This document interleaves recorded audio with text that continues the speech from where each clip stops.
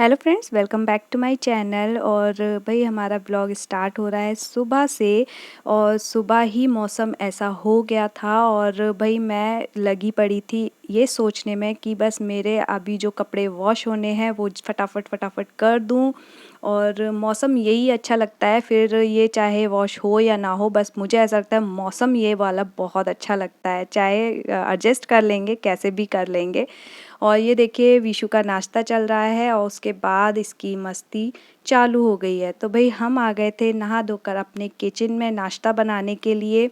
और आज मैं बनाने वाली थी ब्रेड का नाश्ता, मीन्स कि ब्रेड सैंडविच। और ये मैं बना रही हूँ जो मेरी है ना रात की सब्जी बची हुई थी उससे। एक्चुअली कुछ जैसे सूखी सब्जियाँ रहती हैं ना, तो वो नेक्स्ट डे अगर ज़्यादा हैं तो फिर लगता है कि अभी कितना खाएंगे, तो उसका मैं ना या तो पराठा बना लेती हूँ या फिर इस तरीके से सैंडविच बना लेती हूँ।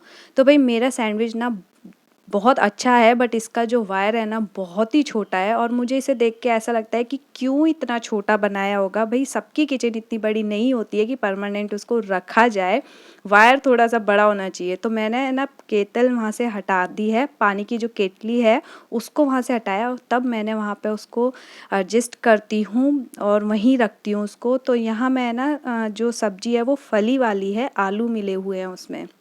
तो आलूओं को तो मैं अलग कर लूँगी क्योंकि फली फली का ही मैं बनाऊँगी। उसको अच्छे से है ना फोक से मैंने मैश कर लिया है और उसको है ना ब्रेड के ऊपर लगा रही हूँ, जैसे हम आलू का सैंडविच बनाते हैं बिल्कुल वैसा ही है। बस बच्चों के लिए मैं आलू वगैरह ही उसमें मैश करके रखूँगी और ये हमारे लिए नाश्ता बन जाएगा। और ये वाकई है ना बहुत अच्छा लगता है, इसमें बहुत सारे कुछ मसाले वगैरह कुछ मिलाने की ज़रूरत नहीं पड़ती है। कई बारी मैं पराठे भी बना लेती हूँ, वो भी बहुत अच्छे लगते हैं, बट अभी ब्रेड थी तो फिर मुझे लगा कि है ना मैं इसको कर लेती हूँ ब्रेड का।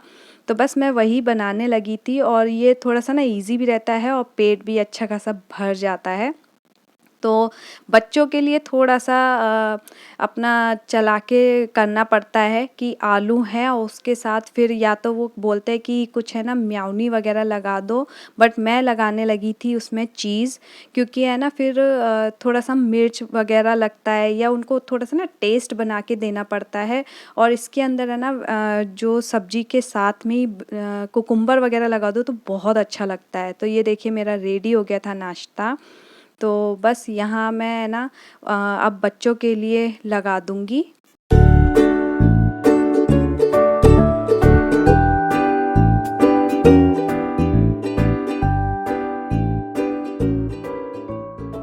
तो चीज़ लगाने से है ना क्या होगा कि बच्चों का ना थोड़ा-सा तीखा भी कम लगेगा और इंटरेस्ट लेकर भी खाते हैं। तो चीज़ ना अच्छी भी लगती है और उसके साथ देखिए बहुत ही अच्छा-सा बन जाता है। और एकदम से ना इसमें मोज़रेला वाला भी डाल सकते हैं, वो भी अच्छा लगता है खिंचा-खिंचा सा, बट मैंने ना सोचा स्लाइस वाला ही डालती हूँ। वो अभी काफ़ी टाइम से वो वही खा रहे थे, तो अच्छा-सा सैंडविच बना के इनको अभी सुबह कुछ खिला-पिला के फिर मैं अपने कुछ काम में लगूँगी। नहीं तो फिर है ना बच्चे भूखे रहते हैं या कुछ हल्का-फुल्का खाते हैं ना तो उनका काम नहीं चलता है। वो भागा-दौड़ी में है ना उनको सब पचता है और थोड़ा बहुत ही खाते हैं। फिर उसके बाद है ना फिर थोड़ी देर बाद परेशान करते हैं। तो हमेशा मेरी जो है किचन से स्टार्ट होती है क्लीनिंग, तो बस मैं पहले किचन को अच्छे से साफ़ कर दूँगी। देखिए थोड़ा बनाओ या ज़्यादा बनाओ, किचन तो है ना फैल ही जाती है और उसको हर कुकिंग के बाद क्लीन करना है ना बहुत इम्पॉर्टेंट होता है। मैं हर कुकिंग के बाद अच्छे से क्लीन कर देती हूँ, हालाँकि मुझे दोबारा बनाना है, पर फिर भी मैं ना जो उससे पहले बनाया हुआ है उसको क्लीन ज़रूर कर देती हूँ, नहीं तो फिर है ना उतना अच्छे से काम किचन में नहीं होता है। तो ब्रेड थी तो ऑब्वियस है कि इधर-उधर फैली है तो उसको मैं हटा दूँगी। तो यहाँ मेरा है ना कुछ सामान आया हुआ था, सामान क्या आटा ख़त्म हुआ था, तो फिर कई बारी ना क्या होता है ग्रोसरी का आप कितना भी सामान ले आओ फिर भी थोड़ा बहुत छूट जाता है और कुछ बच्चे भी फ़रमाइश कर देते हैं। तो बस उसके साथ-साथ है ना थोड़ी बहुत चीज़ें और आ जाती हैं। मैं अक्सर वैसे ऐसे ही करती हूँ कि कोई चीज़ मेरी ख़त्म होती है तो मैं वहाँ है ना एक नोट टाँगा हुआ है नोटपैड, उस पे लिख लेती हूँ कि मेरा क्या सामान ख़त्म हुआ है। बट फिर भी ऐसा होता है कि कुछ मुझे नाश्ते घर का सामान वगैरह मंगाना है, कुछ करना है तो वो मैं मंगाती हूँ। और मैं आटा ना 5 किलो मंगाती हूँ, उससे ज़्यादा का क्या चक्कर रहता है, फिर है ना मैं ड्रम इतना बड़ा नहीं रख सकती और फिर वो सीधा इसी में रहता है, कट्टे में ही रहता है, तो फिर वो है ना इधर-उधर एडजस्ट करते फिरो। तो फिर मैंने वो अब काफ़ी टाइम से है ना मैं इतना ही आटा लेती हूँ कि मेरा उसमें एडजस्ट हो जाए और ख़राब होने के भी चांसेस कम रहते हैं। छोटी फैमिली के लिए है ना बहुत ज़्यादा एकदम से इकट्ठा करना भी बेकार है। बच्चे भी बहुत छोटे हैं तो उनके लिए तो वैसे भी रोटी वगैरह का कोई वो ही नहीं है, वो तो पूरा दिन में कुछ ना कुछ उनका चलता ही रहता है। तो बस यहाँ मैं है ना अपना जो छोटा-मोटा काम है ना पहले वो निपटा लेती हूँ।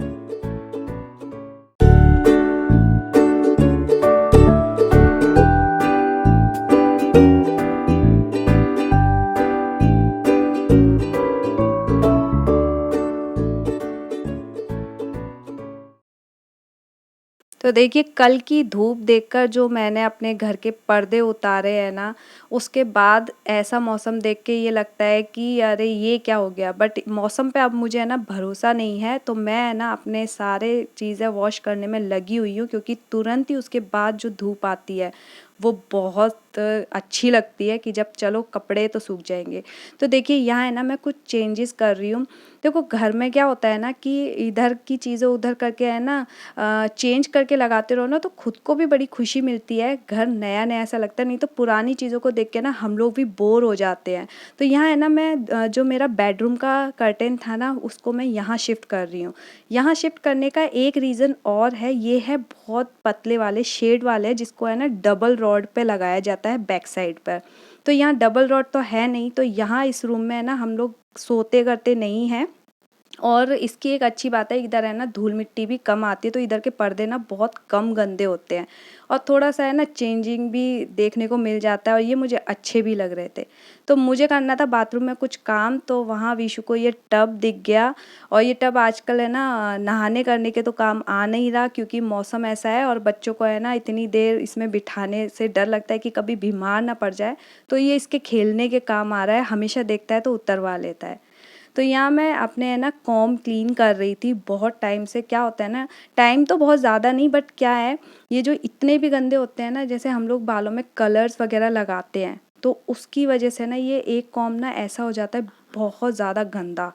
तो अभी जैसे उसी कॉम्ब को हम बार-बार अपने है ना हेयर्स पे जब लगाते हैं ना तो बाल बहुत ज़्यादा बेकार हो जाते हैं, वही गंदगी दोबारा हमारे बालों में लगती है।